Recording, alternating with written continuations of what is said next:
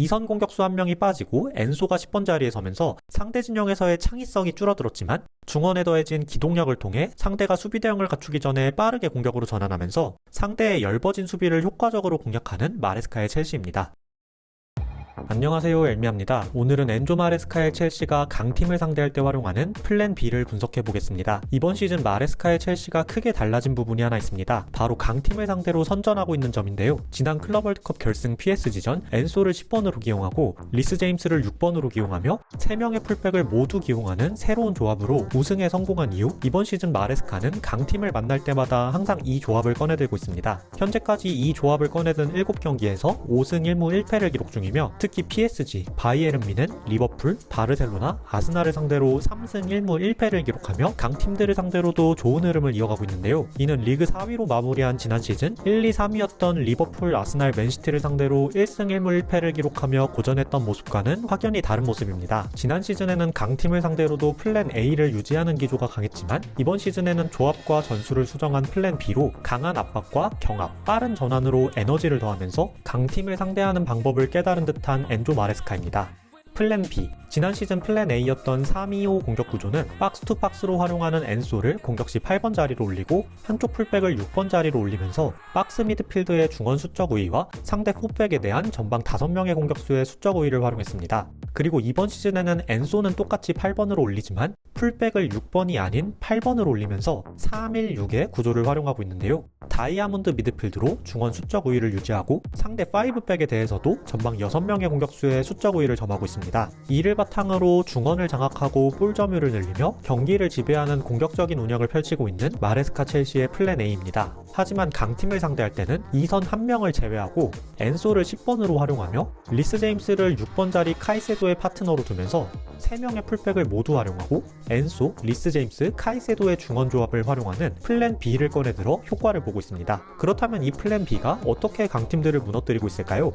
전방 압박 강화. 첼시는 강팀들을 상대로도 전방 압박의 기조를 유지하고 있습니다. 후방에서부터 짧은 빌드업으로 압박을 풀어내는 강팀들을 압박하기 위해서는 정말 높은 강도의 전방 압박이 필요할 텐데요. 첼시는 2선 공격수 1명을 제외한 대신 엔소를 그 자리에 넣으면서 전방에서부터 압박의 강도를 높였습니다. 수비 시 하이블록에서 엔소가 투톱으로 서면서 많은 에너지로 상대 센터백을 강하게 압박하는 동시에 상대 6번을 견제하며 상대의 빌드업을 괴롭히고 혹은 4-3-3으로 선 뒤 우측면을 점프시키는 맨투맨 압박 구조 속에서 에너지를 갖춘 엔소와 리스 제임스가 상대 2명의 6번을 철저하게 묶으며 이렇게 강도 높은 전방 압박으로 상대에게 시간과 공간을 허용하지 않으면서 강팀들의 빌드업을 통제했습니다.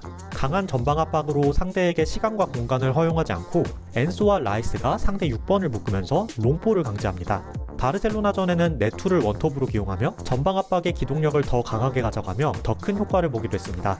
중원 경합 강화. 엔소의 전진 배치뿐만 아니라 리스 제임스를 미드필더로 기용하면서 엔소, 리스 제임스, 카이세도의 중원 조합으로 중원에서의 피지컬과 기동력, 수비 밸런스 및 에너지를 강화시킨 마레스카입니다. 강한 전방 압박으로 상대의 빌드업을 효과적으로 막아낸 뒤 상대의 롱볼을 유도하면 중원에서의 에너지를 바탕으로 경합에서 우위를 점하며 소유권을 찾아오면서 강팀들의 빌드업을 효과적으로 통제하는 첼시입니다. 볼을 소유할 때는 1차 빌드업 시 4-2 빌드업 구조를 갖추고 상대의 압박을 끌어들인 뒤 다이렉트한 롱볼 공격 전개가 자주 펼쳐지는데요. 상대 수비 블록을 넘기며 높은 수비 라인 뒷공간을 공략하기도 하고 롱볼과 세컨볼로 라인 사이 벌어진 간격을 공략하기도 합니다. 이때 역시 중원에서의 에너지로 세컨볼 경합에서 우위를 점하면서 상대의 압박을 효과적으로 풀어내는 첼시입니다. 한편 이 중원 조합은 경합에만 강점이 있는 것이 아니라 세 선수 모두 수준 높은 온더볼 능력을 갖췄는데요. 지공 상황에서 귀스토가 8번 자리로 전진하는 3-2-5 공격 구조를 갖추면서 특유의 박스 미드필드를 활용한 수적 우위로 상대 압박을 풀어내고 이 과정에서 볼을 잘 다루는 중원을 적극적으로 활용합니다. 롱볼 이후 세컨볼 경합에서 중원에서 우위를 점하는 첼시입니다.